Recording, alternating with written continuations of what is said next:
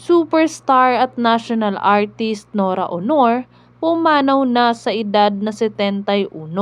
Pumanaw na ngayong araw ang nag-iisang superstar at national artist for film and broadcast arts na si Nora Honor.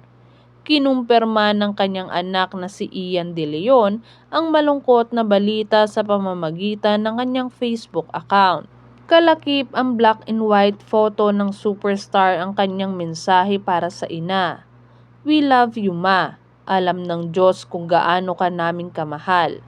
Pahinga ka na po, Ma. Nandito ka lang sa puso at isipan namin." Sa isa pang hiwalay na FB post, ibinahagi ni Ian ang official statement ng kanilang pamilya tungkol sa pagpanaw ni Ate Guy.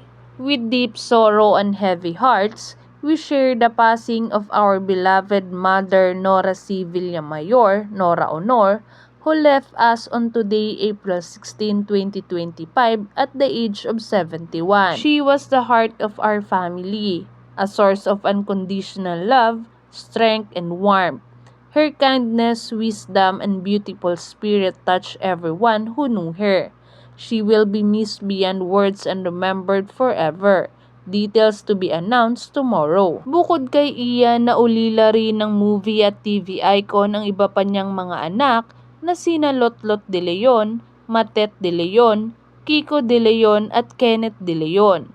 Si Ate Guy ang unang artistang babae na nagwagi ng International Best Actress Award sa Cairo International Film Festival para sa pelikulang The Floor Contemplation Story. Siya rin ang nag-iisang Filipino actress na napabilang sa 100th Centennial Honor for the Arts na iginawad ng Cultural Center of the Philippines noong 1999.